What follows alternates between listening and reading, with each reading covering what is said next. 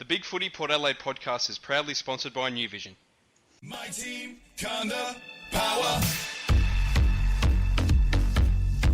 I love the power. I love the power. Hi everyone, Macca19 here, and you are listening to the Big Footy Port Adelaide podcast, a show about all things Port Adelaide Footy Club. As always, we've got Fishing Rick here as co-host. How are you, buddy?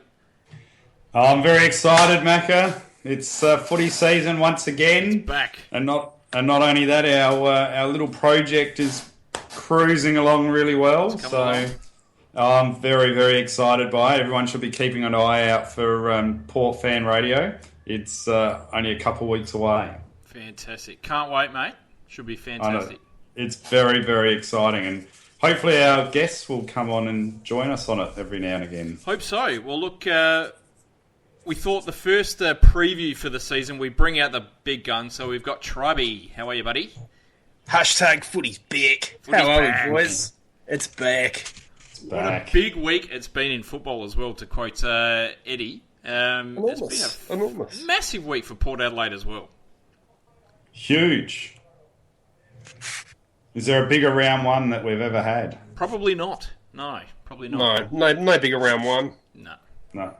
Well, in a way, it's exciting because it sort of sets our season up in a way. I mean, it's funny to say it just with one game, but with such a tough run that we've got, the confidence that we could get from flying over and beating Fremantle in round one could really give us a launching pad over the next 5 weeks.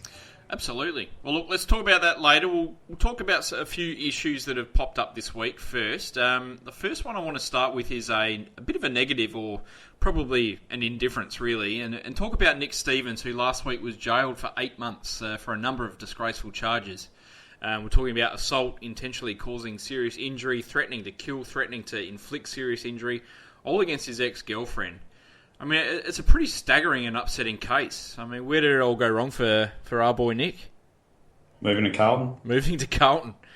I would have said when he was born. The minute the doctor looked at him, it was just all downhill from there. But no, in all seriousness, not to make light of it, it was obviously a horrible crime, and it's probably overdue that, one of these footballers was sent a message that just because you're famous, just because you're a footballer, you can't break the law in such a despicable manner.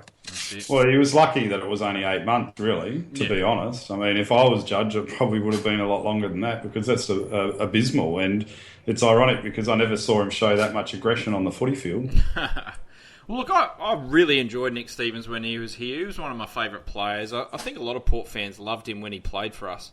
I thought he was a pretty fantastic midfielder, and you just got to think of the whole sliding doors moment when he decided to have some drinks after the Sydney final and, pretty much ruined his trust of the playing group. Felt he couldn't stay, ends up at Carlton.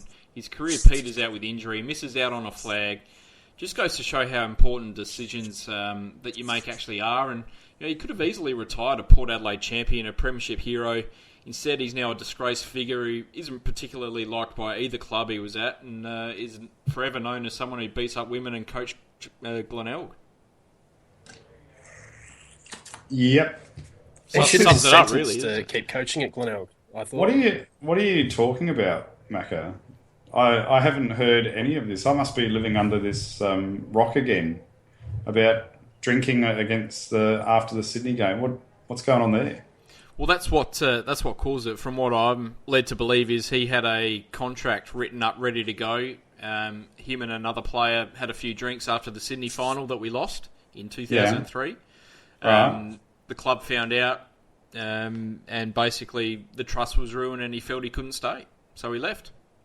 Never heard of that before. Haven't you? No. Well, that's the whole reason why him and Brent Guerra left the club. There you go. I just thought that the club didn't want him anymore. I thought they were surplus to our needs. Nice. Rick, that's Rick. Come on. I don't get privy. Hashtag can't. Rick. I don't get privy to this inside information like you guys in the know do. I'm just an average punter that just reads the advertiser, listens to 5AA, and that's all I get. You were too busy wearing your Satoru Nakajima duffel coat. from when he won the 1988 Oh, that's brilliant. Japanese Formula Ford or something. Japan's hero. Hey. Love it. I'm still drinking out of that cup. That was an amazing moment in F1 career. I never thought I'd hear Satoru Nakajima named on this podcast. Well, day made, because He was there much it is. better than Aguri Suzuki, I have to say. He was. Let's bring back Kobayashi. Oh, I love it. Well, poor old Nick, hopefully he enjoys his time in the big house. And let's talk about something a bit better, and that's Asada. The boys are ready to play. Angus Monfries and Patrick Ryder, they got let off. The Essendon boys got found not guilty. I didn't see that coming, to be honest. I thought they were screwed. I thought they were going to be a year out of the game. They're very lucky, and I think Essendon Football Club is very lucky. And we're lucky. We get our two key players to play. So from a selfish point of view, I think it's great. But somehow I don't know if justice has really been done here at all. The measure of it is that in Ultimate Footy drafts Australia-wide, there was the likes of Dyson Heppel going at pick 400 because everybody thought he was going to be gone for 6 months. But just a staggering outcome for all concerned. I mean, where does anybody go from here? The players have got the taint over them for the rest of their lives. I mean, God, they're essentially... they haven't been cleared, but there was insufficient evidence, and James Hird still coaches, and the Asada boss is so angry. So where do they go from here, boys? Look, I've got to say, it's pretty much a farcical situation after it was billed as the blackest day in Australian sporting history, and nothing's come out of it. And as you said, Tribey, the Asada boss is very angry. I'm sure he'll write a letter. I'm not sure where we go from here. I don't get what's going on here. I mean, like you said, they've come out and said it's the darkest day in sporting history in Australia, and then they can't prove anything. I mean, Look, clearly something's happened, but they just can't prove it. I don't think they're not guilty. I think they're just not proven at this point.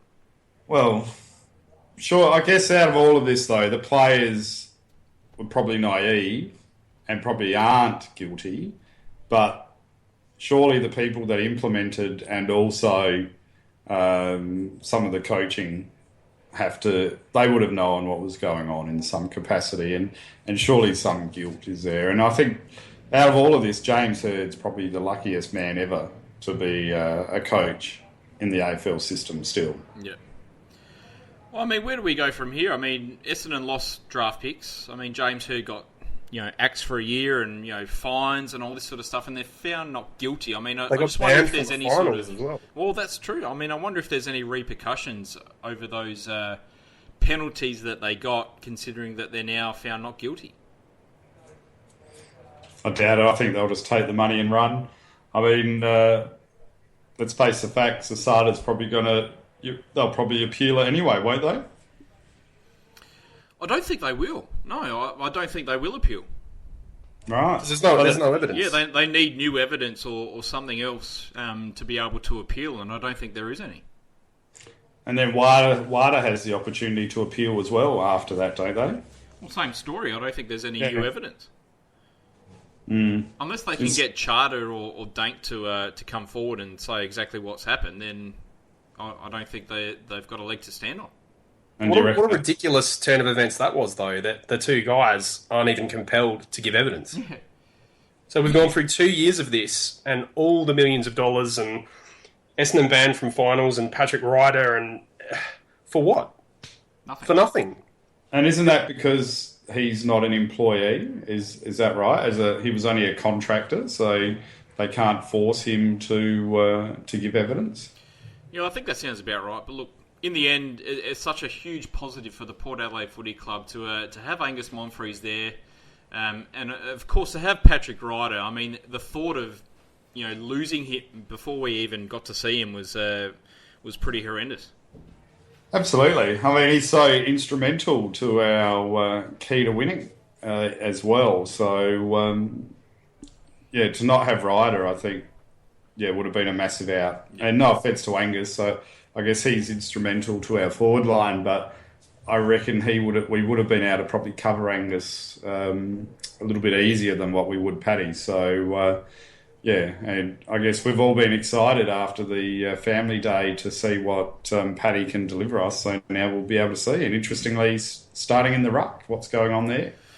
Well, I don't think he'll probably start there, but yeah, I can't wait to see him on the weekend. He could play anywhere, boys. He could. He's We could see him at centre half back. You never know. Oh, anywhere.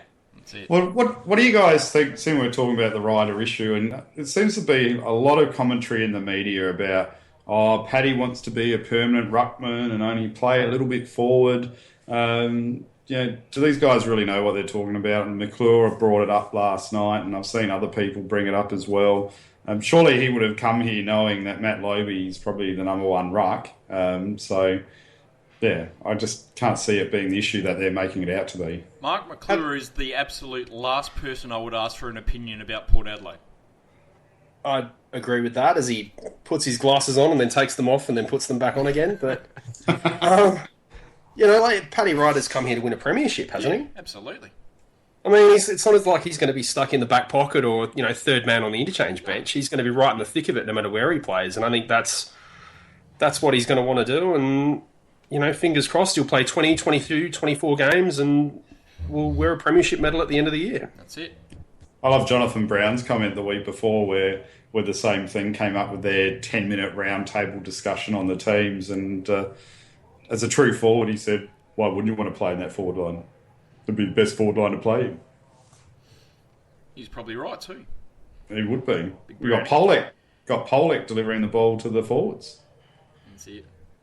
It would have been in that exact voice too. So credit to you there, Rick. So It's the ochre in me, Tribey. Jonathan Brown. Get on your boys. Get on your boys. Forward line with a big pink. That bloody forward line would have been fantastic. Oh, yeah. You can just imagine your Poleks, your Bokies kicking it down my throat, mate. No, that's a bit high pitch for Brownie there, Macca. Sorry, boys. Moving on, we'll talk about a couple of the new sponsors that we've got. One's pretty straight down the line. The other was a little bit controversial, I guess. RAA, a new partner sponsor, which is fantastic. And we've got a new premier partner in Paddy's Food Limited who make the 4 and 20 pie as well. And I think it's pretty rare that getting a new high-paying sponsor causes negativity. But in true South Australian fashion, the fact that Port, quote-unquote, overlooked Balfours and Villiers for 4 and 20 has caused a bit of a minor ruckus in the media. I thought you summed it up well during the week, Tribey. Did I? Yeah, have a go again. I was impressed. I always forget what I write. It's mostly nonsense. But look, it wouldn't have mattered what we did. There'd be people complaining. South Australian company, Victorian company, people have just got an axe to grind. And now we're independent, strong, and we're definitely becoming a threat on and off the field. It's just going to keep ramping up. So I say embrace it and eat many, many 4 and 20 pies, boys. So how are they going to make money? If they can't sell it at the ground, they're expecting to sell quite a few at the marquee, are they? Well, they'll be selling them out the front pretty cheap. I think that's what the plan is. Right. And they're also a short sponsor, so they'll get national advertising space. Yeah. Okay, I missed that. So they're on the shorts, are they? Yep. Yeah. I mean, the question I like to ask is, where were these South Australian businesses when we were on our ass a few years ago? I mean, no one wanted to touch us. Now we're the bad guys because we, accept a national brand who are prepared to, pay up the market rate as opposed to a couple of local brands that can't pony up the cash. I love the Holden example. Mm. Where was Holden's when they went for $1 million at Collingwood? Yeah. Where was Ken Max? Where was Lloyd's? Where was Focus Video? Where were they? And how come the Crows didn't sign Holden's on instead of taking Toyota many moons ago? Absolutely. It's very confusing. This is very true. But the good news is, guys, that we're pulling in more sponsors, which is amazing. I mean, who would have thought, 2.5 years ago that this was going to be the case? Well, that's right. I mean, I think the stats came out that we've doubled our corporate sponsorship in the last 2 and a bit years, which is incredible, really. It's all about exposure, though, isn't it? So we've got a much larger national profile. We're on free-to-air television far more.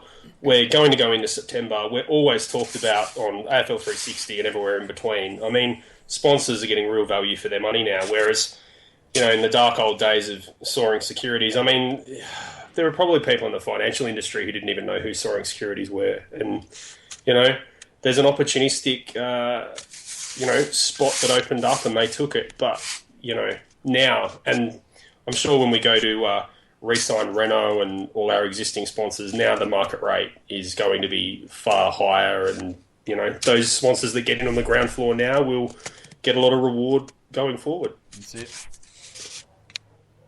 And what about RAA coming on? Were you guys interested in that one? Stoked, mate. Absolutely stoked.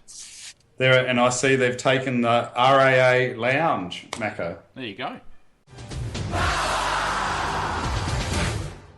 Well, look, let's get into it. Round one, it's finally here. We face the heart and soul of football in round one versus Freo at Patterson Stadium. A twilight game on Easter Sunday.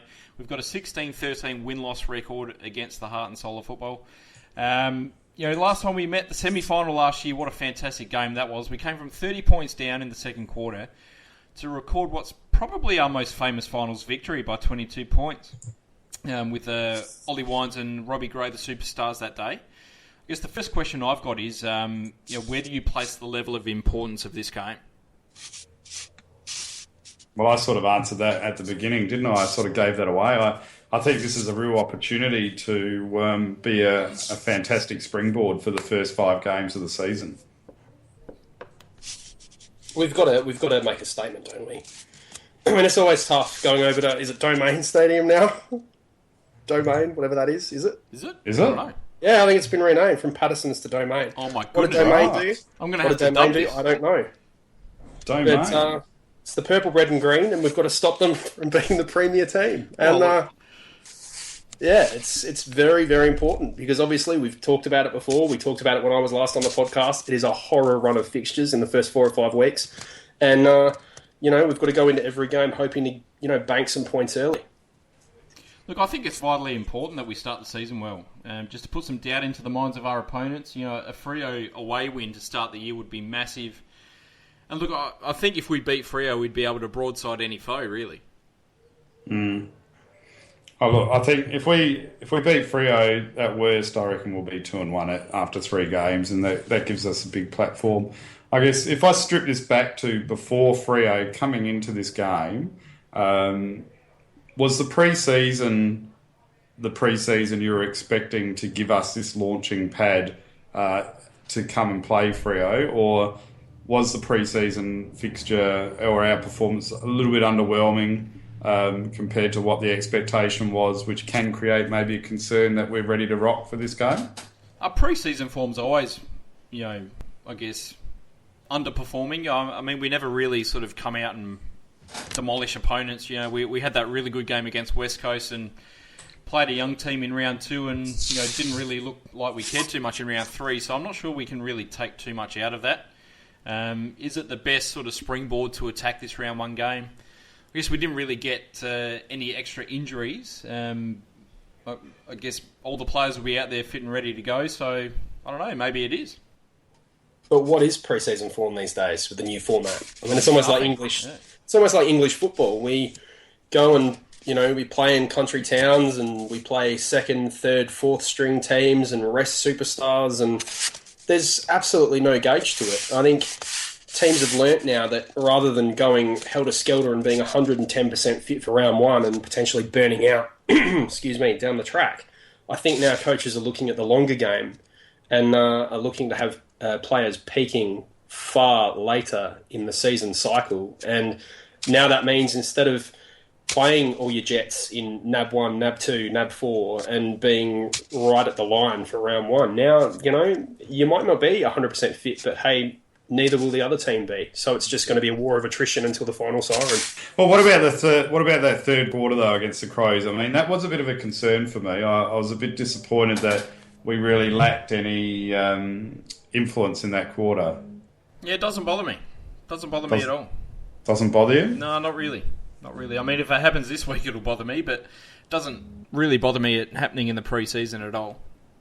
Fair enough. All right. Well, that's my only concern coming. That's my only concern coming into this game. That we've lacked a bit of continuity, and I'm just hoping that the players aren't maybe a little bit too relaxed and just expecting the switch to be flicked. So I think that, as we know, their best is good enough, and the semi-final showed that. So, and look, outside of the couple of players, which I'm sure you're going to bring up in a sec, that are coming back from injury, we've got our strongest 22 basically out there, which is amazing. It is. Let's talk about teams. There's going to be a minimum of 2 changes from the prelim final side last year. Andrew Moore and Cam O'Shea are out of the lineup. But look, in comes Patrick Ryder for his first game for the club. And I guess there's quite a few names on the bench there. They haven't decided who's going to play or not. There's Jarman Impey, there's Kane Mitchell, Aaron Young, Johnny Butcher's going over there. It's going to be interesting who we choose on the bench. It could be anyone, really, couldn't it? You don't really know how we're going to set up or what Ken's got up his sleeve.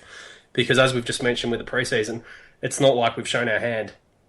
We could come out with any system against Freo. Yeah. Well, who do you expect to be named on the bench? For me, personally, I think Kane Corns, Angus Monfries, Hamish Hartlett are 3 absolute locks. And then for me, I'd probably be looking at Jarman Impey. Yeah, I'm exactly the same as you, Macca. I think Mitchell, Young and Butcher have to miss out. And I actually think Butcher's probably a bit unlucky. We had this conversation a couple of weeks ago. What are we going to do with Riders available and Butcher? And I think we might be just too top-heavy if we play Ryder and Butcher in the same side. Yeah. Look, I guess the other thing to mention is Ollie Wines playing his 50th game. Is there a player that's played a better first 50 games for the Port Adelaide Footy Club? It's a tough call. It's hard to go past him, especially when his name and his figures are up there with the players like Chris Judd and that sort of calibre after 50 games. He's had an amazing impact, and he's an amazing young player. How far back are we going? As far back as you want, mate. I was going to say it's probably the best 50 games since Simon Tregenza. Trigger had a massive start to his career, didn't he? He was twice runner-up in the McGarry Medal before the age of 20, wasn't he? Yep. Nathan Buckley had a huge first... how many did he play for us? 20-odd? 30-odd? Yeah. And then let's not forget Michael Wilson. Michael Wilson's first couple of years were absolutely stellar for the Magpies. Absolutely. But no, at AFL level, I mean... thank you, Melbourne. You just provide so many lulls, and now you provide us with gems so far down the draft. So, good on Ollie Wines, but also, hey, good on Melbourne. That's it. Never forget. Well, hopefully he doesn't want to ever play with his mate. Or just bring his mate over here. Yeah, he can stay over there. Well, what change are we expecting to see from Freo from the semi-final last year? That's a very good question. I mean, I'm not really up with... Haven't they had a huge injury issue over the summer? There's been a bunch of key players who've been managed or come off surgery or all the rest of it. So I haven't got a team sheet in front of me, but is Luke McFarlane, for instance, going to play? He's named at fullback. Well, there you go. I mean, that's a massive upgrade on the defence they deployed against us in Perth in the semi-final. But, on the flip side, how old is he now? 32, 33? Yeah. He's got a lot of miles on the clock. He might not be the same, agile, strong defender. So it could be anything. And, of course, let's not forget Ryan Crowley, not on the team sheet for not various reasons, because he took the wrong tablet. So, I mean, Travis Boak and Robbie Gray must have just looked at each other and just nodded, because they're going to be able to wreak havoc in the midfield without him hanging off of one of them. Well, that's it. I mean, who do we expect to see go to those 2 players? The third De Boer brother. I think Matt De Boer, fresh from Ajax Amsterdam. That's it. Maybe they won't play a hard tag. I think they will on one. I wouldn't surprise me to see someone like Lockie Neal go to Travis Boak instead, just to see if he could try and hurt him the other way. I'd almost expect De Boer to go to Robbie Gray, especially if Gray starts in the midfield. Well, Lockie Neal had a great first half against us in that semi-final as well, didn't he? Yeah. Lockie Neal is an absolute weapon. He's the sort of player who could average 28 to 35 touches this year. Oh, he's just that much of a magnet. So I would almost expect him to just be their primary weapon that we've got to take care of. They probably look a little bit thin up forward with Zach Clark being their second tall forward.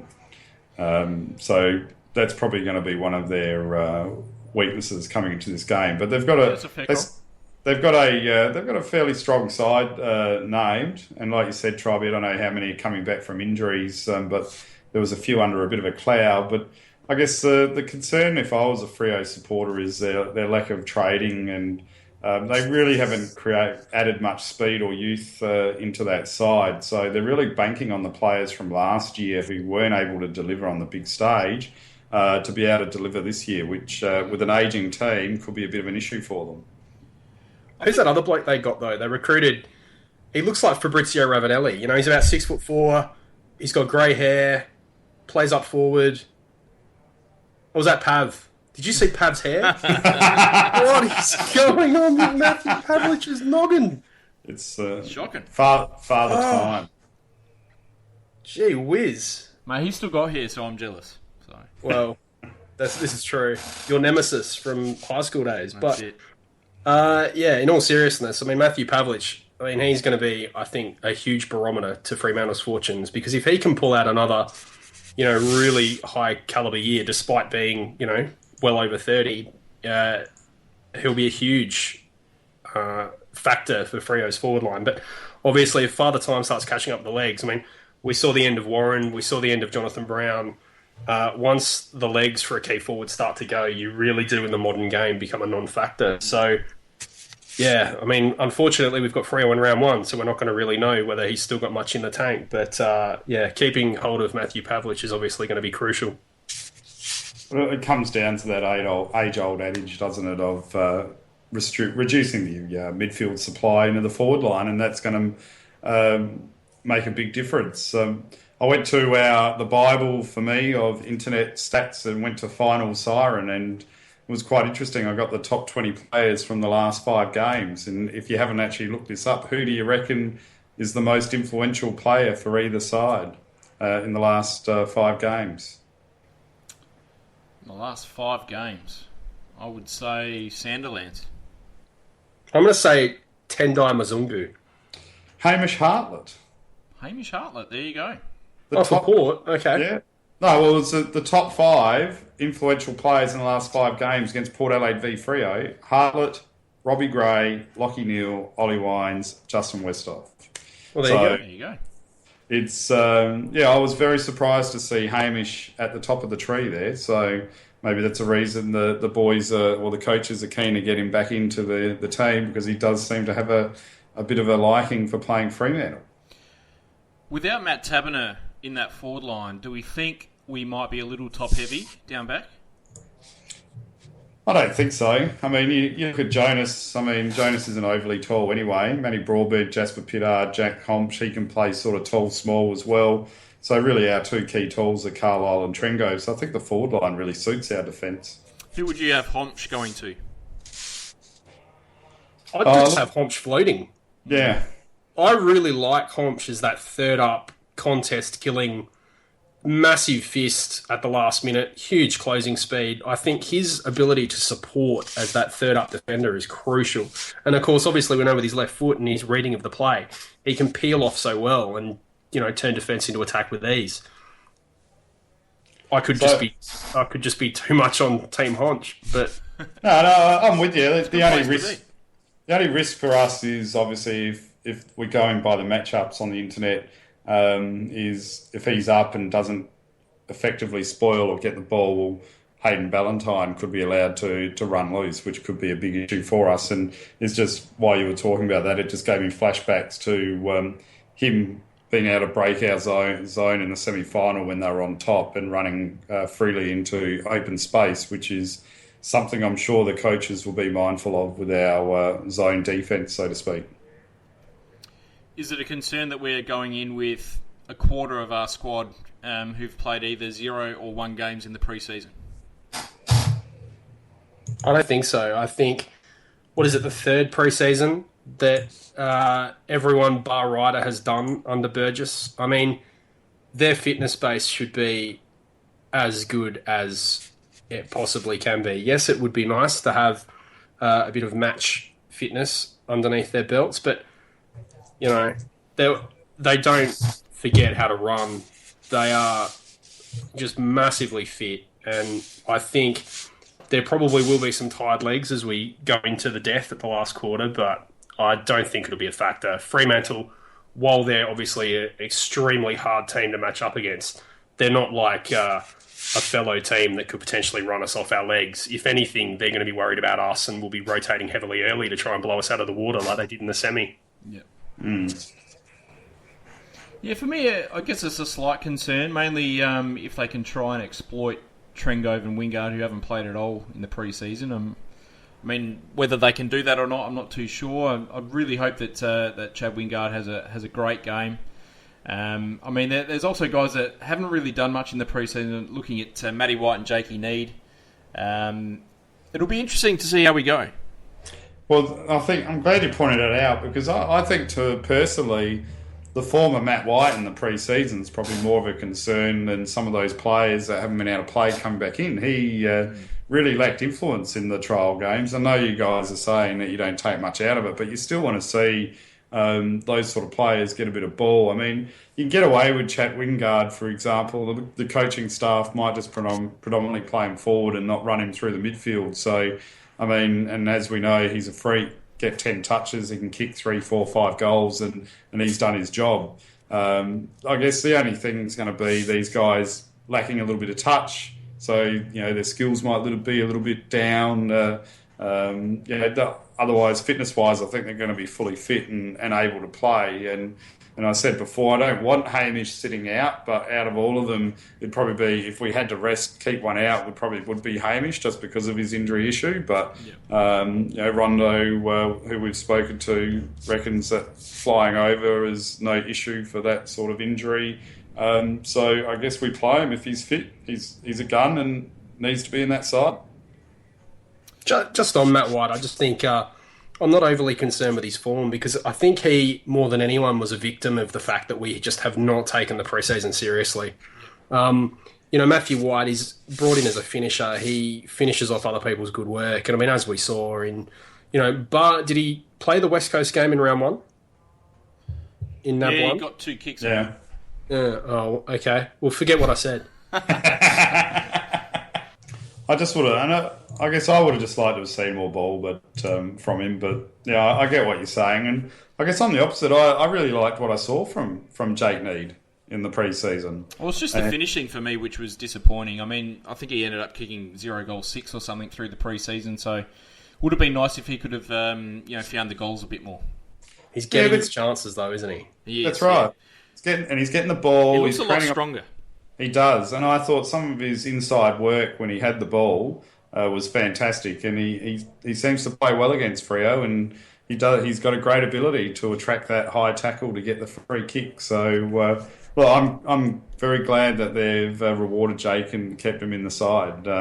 Saying that, I would have been happy for Aaron Young, who I'm assuming is going to miss out, to be in the side, because I think he's played very well this pre-season too. Yeah. Well, look, who's going to win it for Freo? Who concerns you in that lineup? Ballantyne is always a concern. Yep. Nate Fife is another one. And Nate Fife and Stephen Hill, obviously, they'll be the ones delivering to Matty Pavlich and the other forwards. So for me, if we can nullify Fife and Stephen Hill, and that will restrict the options for Ballantyne and Pavlich. And are we all looking forward to Nate Fife, Ollie Wines, round 2? Absolutely. I hope it happens. How big will it be? Huge. I want to see another one of those bumps like at the start of the third quarter going for the ball. Massive. What a signal of intent that was. Oh, it was amazing. It was a game changer. Oh, That is fast becoming my favourite Port Adelaide moment. It was amazing.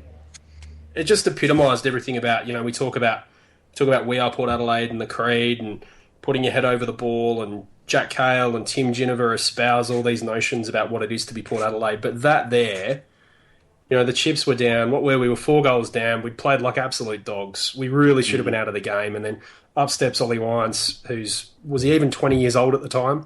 Nope. up he steps and he just goes head-to-head with Nat Fyfe, who's being hailed rightly as probably the heir apparent to Gary Ablett as the best player in the comp. And he just knocks him over and wins the ball. I mean, it was just... I mean, I want to say poetry in motion, but the amount of times I've paused it because I've had to get fresh tissues, it probably isn't motion. It's more poetry in JPEG form for me. So, well, look, who's going to win it for Port Adelaide? Jeez, there's a massive list. Robbie Gray, Hamish Hartlett, Travis Boak, Jared Pollock, and the list continues on. We've got a lot of game breakers now and match winners. I tell you, it'd be hard being an opposition coach looking at our board when you look at the names that you've got to contend with. You would be very worried. And then obviously Jasper Pittard, because I mean, locking him down and his run off the half bank flank is almost impossible now. This guy's gone to demigod status, I reckon. Yeah. Look, I'm really hoping to see Travis Boak tear Freo a new one. Without Crowley there, I'm hoping he gets off the leash a little bit and picks up 3 Brownlow votes. Yeah, I'd be happy with that. I just want to see Robbie Gray I really, really want to see Robbie Gray I mean, he's getting a lot of positive press and he turned up in a lot of the top 10, player lists that we see from 50 different journalists. But I really want to see Robbie Gray back up last year's season and just prove to everybody, home and away, in the industry, just how special a talent he is. Because this isn't just a really good player who's becoming excellent. He's got a talent and a skill set and vision and ability on and off the ball that you just cannot see coming for a million years. It is just, oh, boys, I'm losing it. I'm telling you. He does things to me that are they're otherworldly. And if Robbie Gray can just break through and become a genuine elite jet, you are going to have to help me because I don't know what I'll do. I can tell you now, there's only one thing that's going to stop him from doing what you want him to do, and I'm not even going to mention what that is because I don't want to bring any bad karma. I think he's going to smash 2015, and I think he's just pushed himself that far into the stratosphere of elite footballers. I wouldn't expect anything less, to be honest. That's it. Well, the last question I've got is Patrick Ryder. What output are we expecting from him this weekend? 15 goals and 100 hit-outs. He's all juiced up, ready to go, isn't he? Is this like a closest to the pin? Sorry. It is, yes. All right, I reckon I'm going to say 15 disposals, 5 marks, and 1 goal won. I like it. All right, I'll go 18, 2 goals, and 25 hit-outs. Okay. I'm going to say 19 touches, 8 marks, 3 goals, 2. 3 goals, 2. Gee whiz, that'd almost be best on ground, wouldn't it? Oh, almost. Look out. Okay, I'm going to flip this question around then. What is the influence of Ryder going to do for Justin Westhoff? And what's his impact going to be in the game? Well, look, hopefully we see Westhoff off the leash and he just roams the ground doing whatever he does. And he could have an absolutely massive year, Westhoff, this year. If Ryder can hold down a forward spot and become what Westhoff has been the last few years, I mean, the sky's the limit for Justin Westhoff. And you're not talking about goal output. You're talking about influence around the whole ground, I'd assume. Around the whole ground. I would love to see Westhoff start on a wing and just do whatever he wants to do because he will dominate. Yeah, he's going to be like the old school ruck rover almost. He's just going to go wherever the ball goes and, God, I mean, in the air, on the ground, in ruck, he could just be an influence everywhere, couldn't he? Yeah. And he's a big starter, Justin Westhoff. The last 2-3 years, he's had huge starts to the season. So, very much looking forward to seeing what he can do on Sunday as well. Where is our weakness in the 22 players that will play on the weekend? Have we got a weakness now?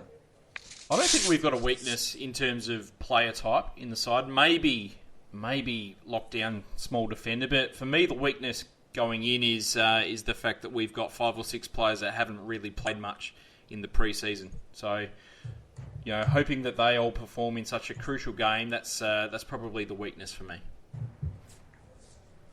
Right. But I mean, take that out. Have we got a weakness in our side anymore? I'm going to say we do. Yeah? Yeah. Small I think defender? the one thing we absolutely lack, and as good as Ryder will be for us and all the rest of it, I think we still lack that big clunk centre half forward who can just stand up in a pack and put up 2 hands and just be a reliable marking target in the forward 50. Yep. As good as Schultz is, he's still very much lead mark. He's not exactly strong in one-on-one contests. Like, I think he can be bullied, especially as we saw with hashtag Talia is a redacted. Standing in one-on-one contests, he tends to get a bit bulled, and he, as aggressive as he can be, I don't think he is able to fight back by fair means or foul. So that's why I think, all of us were so, tantalised by John Butcher's performance in the NAB game at Amy Stadium, because that is the one missing link, I think, in our team as a whole, and that is a big boy like John who can just monster opponents and monster games when the mood takes. And I think if we can find that from somewhere, we'll be nigh on unbeatable. Look, prediction, boys. Who's going to win? Port. I can't believe you even have to ask that question, Macca. And by how much? I'm going to go 23 points. Okay. I think Port Adelaide, obviously. Come on. I'm going to say 8 points. I think there's going to be a lot of rust. I think Fremantle are going to throw everything at this game in front of a full house at Subiaco. I think they'll feel like they've got to right the wrong of last year, but that's in the books for good, so cop that. 8 points, Port Adelaide, in a grind. Nice, I like it. Look, I think it's going to be a close game. I can't really see either sort of team breaking free in this one. It could really go either way. I think Freo are going to want revenge for that finals loss, even though it doesn't really mean much this year. And I think with a few underdone players, I don't think we will be at our absolute peak. I think the fact that we will have Monfries and Ryder available is fantastic. But look, I'm going to pick Freo by 16 points in this one. Good work. Screw you, bloody Carlton. Fuck no. Who picks Carlton, for God's sake? Oh my God, I don't know. Unbelievable. I can't believe I picked Carlton. Well, look, talking about the other games on this weekend, what other game interests you the most this week? Oh, there's a lot of interesting games. I'm going to actually say Adelaide, North Melbourne. Okay, yep. Because everyone's pumping North Melbourne up, and they do seem to struggle against Adelaide, and they didn't play well over here. And Adelaide, everyone's pumping up Phil Walsh and Adelaide, and they're the fittest team ever in the universe. Are they going to be able to deliver that? So I'm really interested to see who comes out the victor. No, that should be a good game. I'm going to say Essendon, Sydney. Okay. For obvious reasons. I mean, Sydney got absolutely torched in that grand final. And Essendon, I mean, hello. What did I absolutely lose my wad over as we started the show? Essendon, just coming off the Asada stuff. I said the word taint. But in all seriousness, they are going to come out breathing fire. And it remains to be seen whether they'll channel that for good and they'll put in a really good, rousing performance, as Essendon seemed to do. They beat us at Adelaide Oval last year, famously. I think they beat Freo in a game they weren't expected to win. Was it last year or the year before? And, of course, they beat the Crows at Football Park in round one a couple of years ago when no one expected them to win. So they've got a history of coming up with massive performances. And, gee whiz, it's going to be the immovable object running into the irresistible force, I think, and it's going to be one to watch. I like that. Yeah, for me, it's going to be Brisbane versus Collingwood. I'm really keen to see how Dane Beams goes against his old side first up. Keen to see how some of these young Brisbane guys go with another pre-season under their belt. And should be a pretty good guide as to what Collingwood will do this year as well, and to see how Collingwood react to their two players going out with the whole drug issue as well. So for me, I reckon that's the most interesting game this week. Yeah, I'm interested to see how Brisbane go too. Who did you pick, Macca? No one yet, but I'm Right. probably leaning towards Brisbane in that one, I think. Yes, fair enough. Interesting. I won't tell you who I picked. No, I picked Brisbane. I think Brisbane. It's a good game. There's so many close games. It's a great round one. They're all 50-50. I'm interested to see how Gary Ablett comes out and plays after so long off. You know, some people think he's going to be rusty, but he's just such of a freak of a footballer. It just wouldn't surprise me at all. Come out against Melbourne and get 40 disposals and get a best on ground. He's that good. That's it. I mean, and then there's Hawthorn Geelong, which has been probably the matchup of the decade so far. I guess the other question extending on from that is everyone bored of Carlton Richmond in round one opening the show? You couldn't think of two more nondescript teams to start the season, really. Well, they're both underwhelming.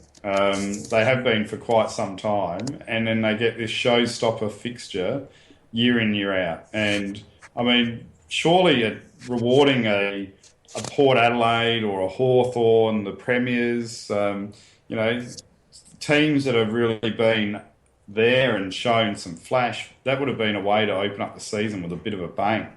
From what I've seen in the background, it's been a very underwhelming game. Yeah, I mean, Carlton Richmond. Does anybody care beyond fans of Carlton and Richmond? No. I mean, you could argue that about any team, but I mean, what have these two teams done in the last 20-odd years? Nothing. Well, I mean, even Essendon Sydney would have had an interesting opening saga, Hawthorn with Geelong. Why not? The reigning premiers versus one of the great all-time teams. Yeah, absolutely. I just, in a way, for all the pumping up of the round, I just think that opening fixture is just a little bit underwhelming. Let them deserve to earn the right to have that fixture again. That's it. Well, look, boys, I think we might leave it there for this evening. Really? Yep. We could go on for hours. We could. Yeah. Good work. But we won't. No, we won't. Why not? What else have we got to do? Satori Nakajima duffel coat weaving. Actually, I've got to download the Pink Floyd "Wish You Were Here" album and start memorising the lyrics again for the 40-year reunion concert next week. That was a bit weird, but tribute show. Enjoy it. It'll be awesome. Looking forward to it. All right, boys. Tribey, thanks for coming on, buddy. Oh, cheers, always a pleasure. Rick, thank you. No, you've done well once again. Thank you very much. Oh, that's a lie. Thank you. Good stuff. All right, boys. Macca. Can't the power. Can't the power. Come on, Port. Spears it inside 50. Schultz comes hard. Flicks it out. Boats. It'd be appropriate. The captain. That is gold class. Leadership agrees with Travis Boat.